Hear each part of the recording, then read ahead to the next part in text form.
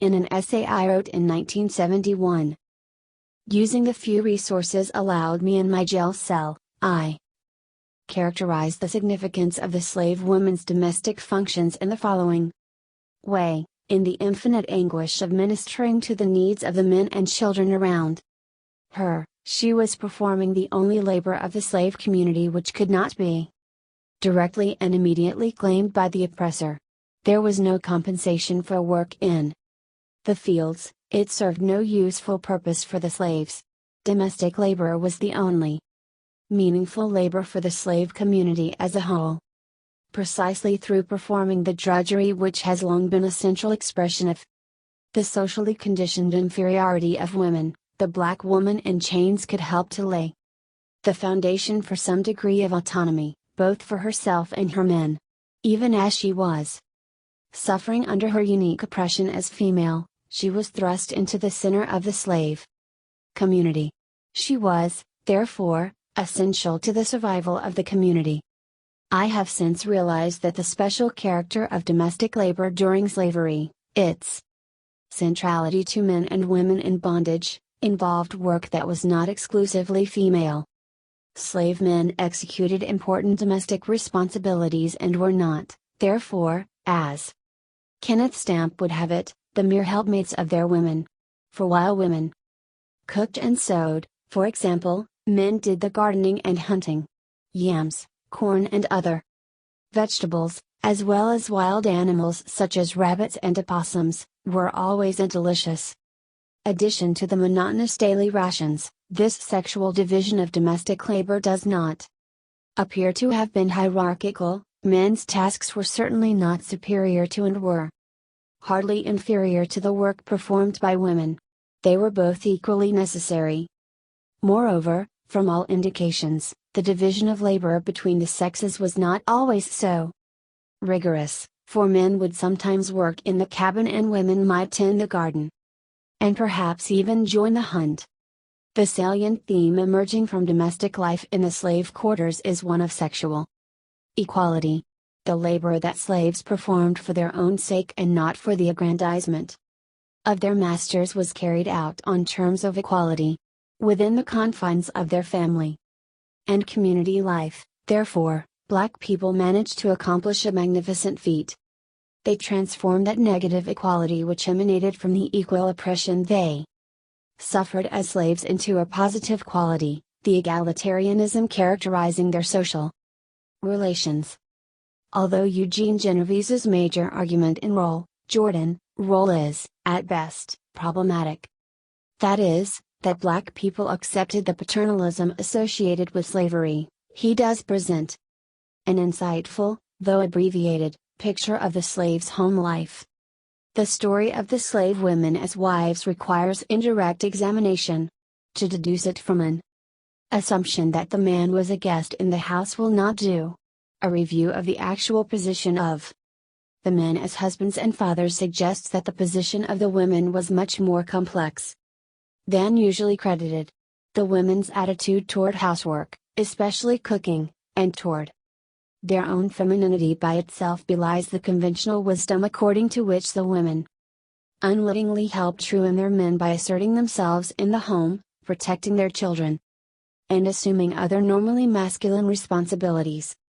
While there is a touch of male supremacy in his analysis, implying, as he does, that masculinity and femininity are immutable concepts, he clearly recognizes that what has usually been viewed as a debilitating female supremacy was in fact a closer approximation to a healthy sexual equality than was possible for whites and perhaps even for post-Billum blacks. The most fascinating point Genovese raises here, although he does not develop it, is that women often defended their men from the slave system's attempts to demean them.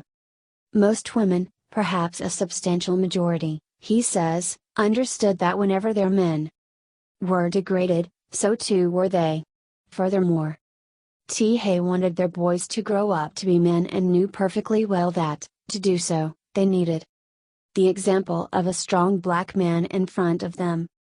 Their boys needed strong male models to the very same extent that their girls needed strong female models.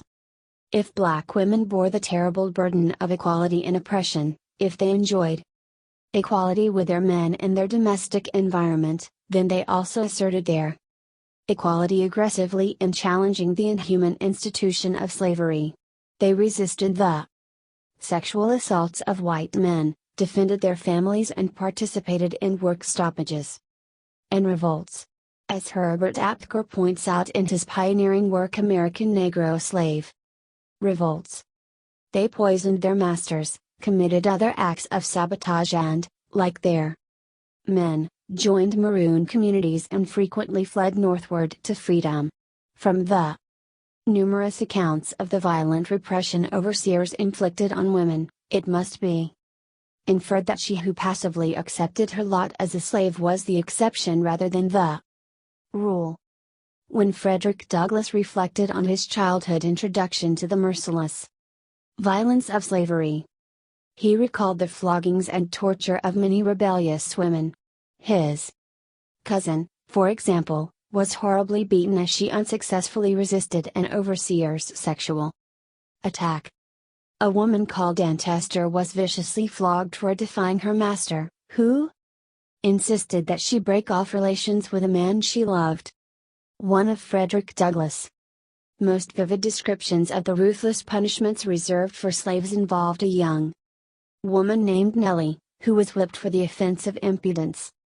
There were times when she seemed likely to get the better of the brute, but he finally overpowered her and succeeded in getting her arms tied to the tree towards which he had been dragging her. The victim was now at the mercy of his merciless lash. The cries of the now helpless woman, while undergoing the terrible infliction, were mingled with the hoarse curses of the overseer and the wild cries of her distracted children. When the poor woman was untied, her back was covered with blood. She was whipped, terribly whipped, but she was not subdued and continued to denounce the overseer and to pour upon him every vile epithet of which she could think. Douglass adds that he doubts whether this overseer ever attempted to whip Nellie again. Like Harriet Tubman, numerous women fled slavery for the North. Many were successful, though many more were captured.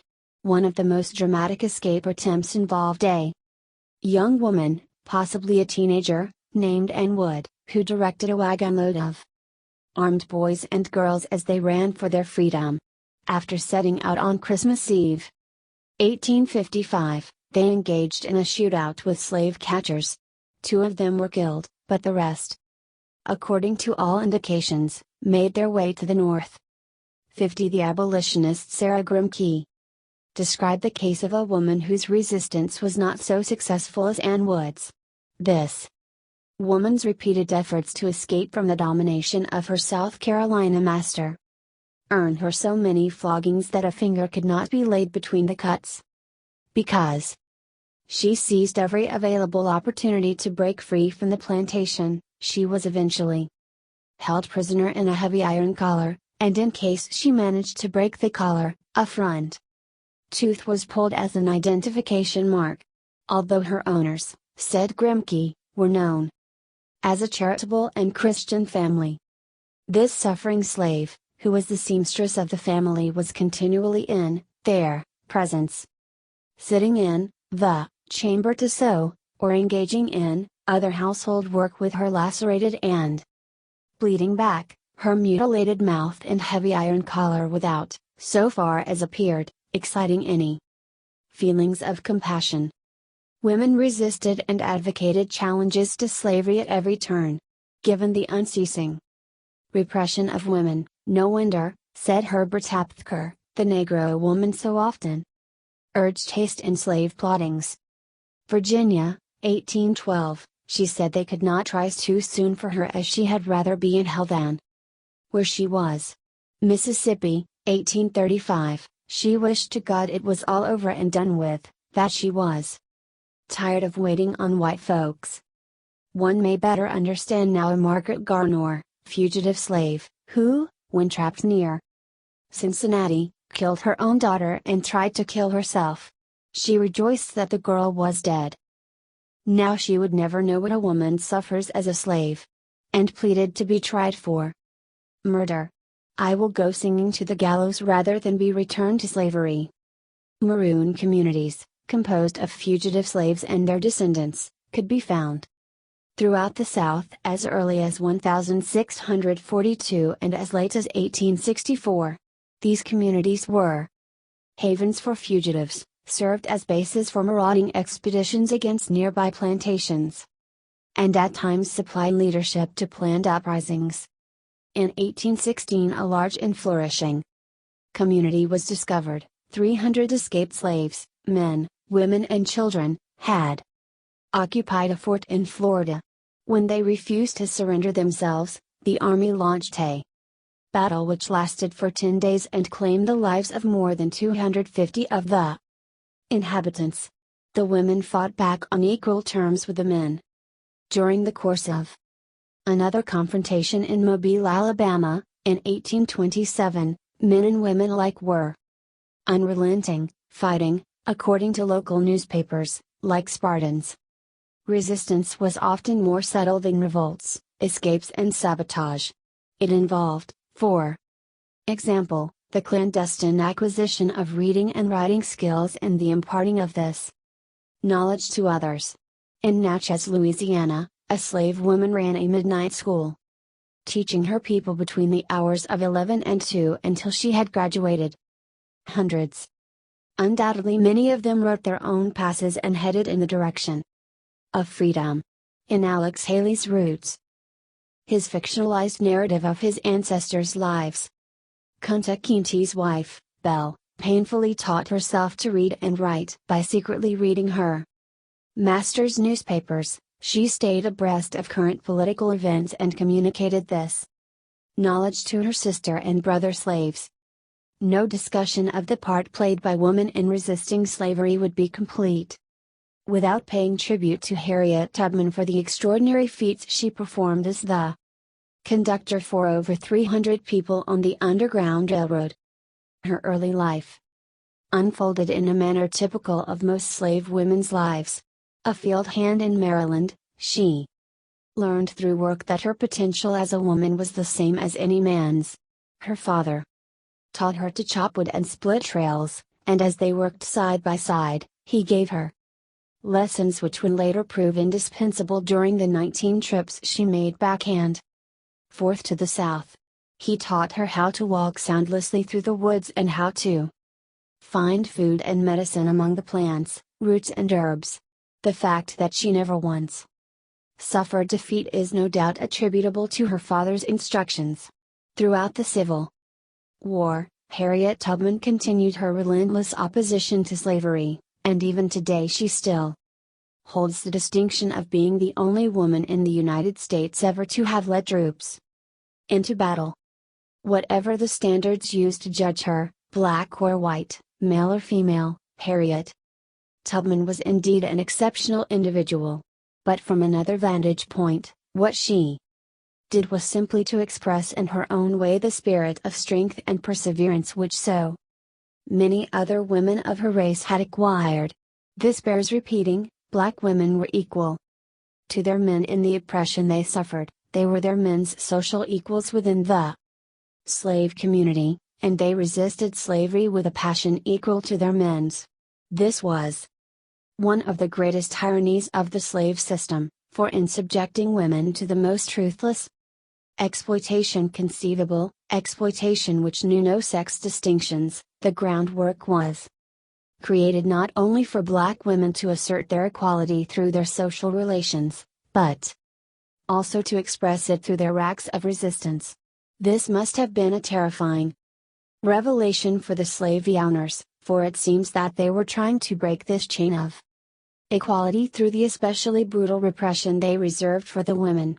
Again, it is important to remember that the punishment inflicted on women exceeded in intensity the punishment suffered by their men, for women were not only whipped and mutilated, they were also raped.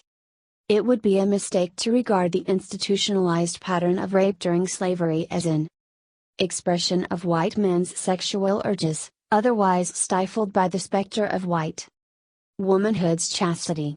That would be far too simplistic an explanation. Rape was a weapon of domination, a weapon of repression, whose covert goal was to extinguish slave women's will to resist, and in the process, to demoralize their men.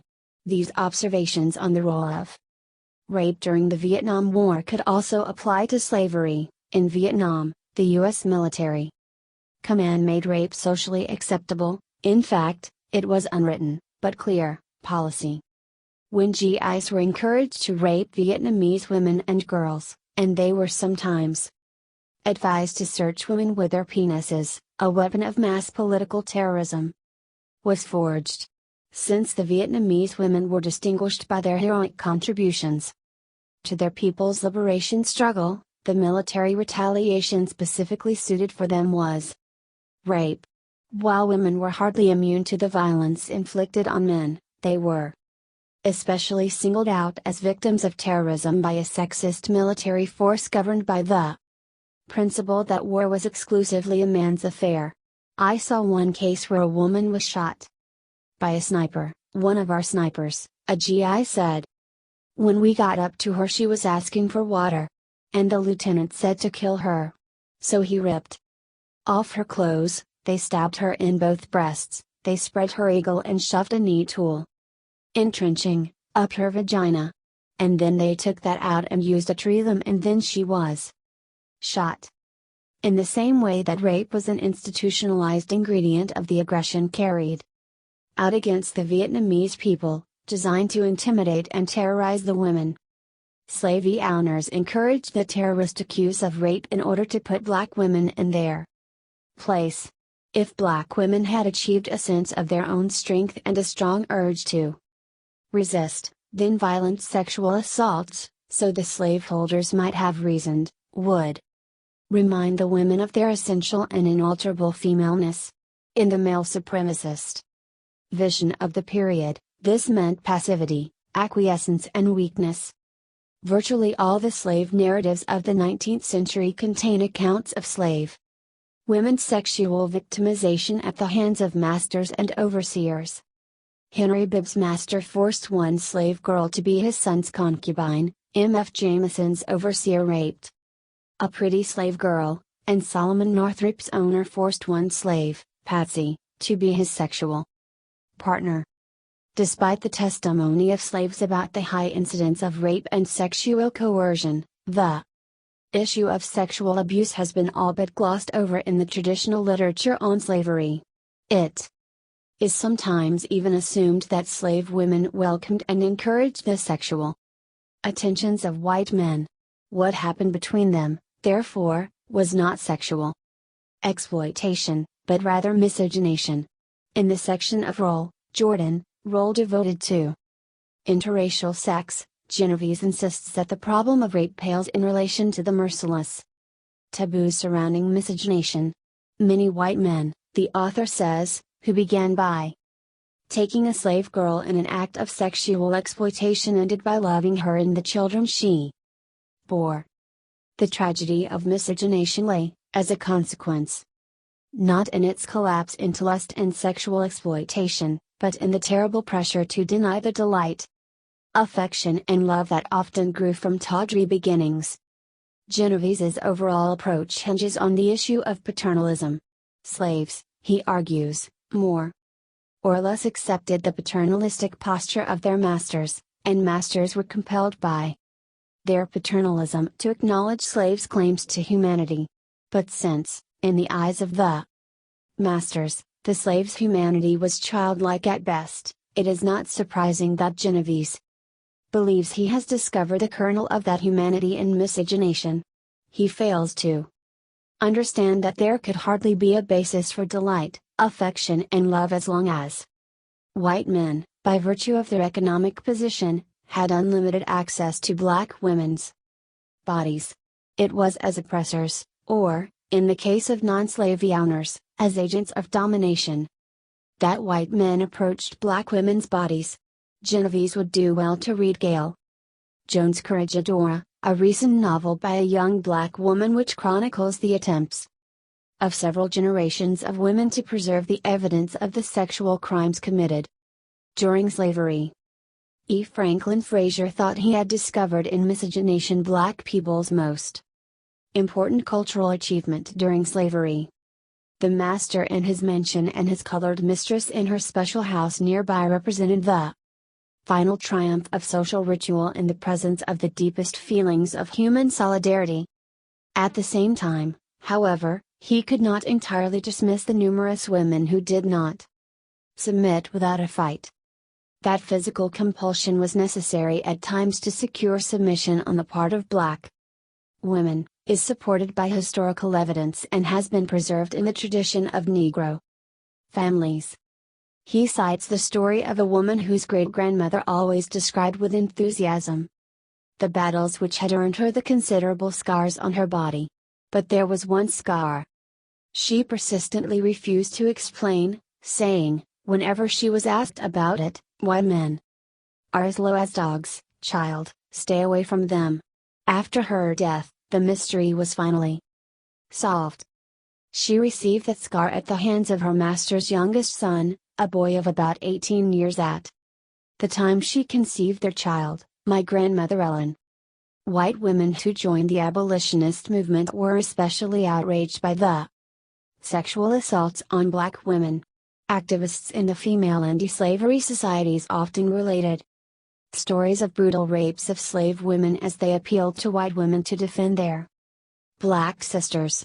While these women made inestimable contributions to the anti-slavery campaign, they often failed to grasp the complexity of the slave woman's condition. Black women were women indeed, but their experiences during slavery, hard work with their men, equality within the family, resistance, floggings and rape, had encouraged them to develop certain personality traits which set them apart from most white women. One of the most popular pieces of abolitionist literature was Harriet Beecher Stowe's Uncle Tom's Cabin, a book which rallied vast numbers of people, and more women than ever before, to the anti-slavery cause. Abraham Lincoln once casually referred to Stowe as the woman who started the Civil War. Yet the enormous influence her book enjoyed cannot compensate for its utter distortion of slave life. The central female figure is a travesty of the black woman, a naive transposition of the mother figure, praised by the cultural propaganda of the period, from white society to the slave community. Eliza is white motherhood incarnate, but in blackface, or rather, because she is a quadroon, in just a little less than white face. It may have been Stowe's hope that the white women readers of her novel would discover themselves in Eliza. They could admire her superior Christian morality, her unfaltering maternal instincts, her gentleness and fragility, for these were the very qualities white women were being taught to cultivate in themselves. Just as Eliza's whiteness allows her to become the epitome of motherhood, her husband, George, whose ancestry is also predominantly white, comes closer than any other black man in the book to being a man. In the orthodox male supremacist sense, unlike the domestic, acquiescent, childlike Uncle Tom, George is ambitious, intelligent, literate, and most important of all, he detests slavery with an unquenchable passion. When George decides, very early in the book, to flee to Canada, Eliza, the pure, sheltered house servant, is terribly frightened by his overflowing hatred of slavery. Eliza trembled, and was silent. She had never seen her husband in this mood before, and her gentle system of ethics seemed to bend like a reed in the surges of such passions. Eliza is practically oblivious to the general injustices of slavery. Her feminine submissiveness has prompted her to surrender herself to her fate as a slave and to the will of her good, kind master and mistress. It is only when her maternal status is threatened that she finds the strength to stand up and fight. Like the mother who discovers she can lift an automobile if her child is trapped underneath, Eliza experiences a surge of maternal power when she learns that her son is going to be sold. Her kind master's financial troubles compel him to sell Uncle Tom and Eliza's son Harry, despite, of course, the compassionate and maternal pleas of his wife. Eliza grabs Harry and instinctively runs away, for stronger than all was maternal love, wrought into a paroxysm of frenzy by the near approaches of a fearful danger. Eliza's mother courage is spellbinding. When, in the course of her flight, she reaches an impassable river of melting ice, the slave catcher hot on her heels, she spirits Harry across. Nerved with strength such as God only gives to the desperate, as he vaulted sheer over the turbid current by the shore and onto the reft of ice beyond. With wild cries and desperate energy she leapt to another and still another cake, stumbling, leaping, slipping, springing upwards again. Her shoes are gone, her stockings cut from her feet, while blood marked every step, but she saw nothing, felt nothing, till dimly, as in a dream, she saw the Ohio side, and a man helping her up the bank. The implausibility of Eliza's melodramatic feat matters little to Stowe, because God imparts superhuman abilities to gentle Christian mothers. The point, however, is that because she accepted wholesale 19th century mother worship, Stowe miserably fails to capture the reality and the truth of black women's resistance to slavery. Countless acts of heroism carried out by slave mothers have been documented. These women, unlike Eliza, were driven to defend their children by their passionate abhorrence of slavery.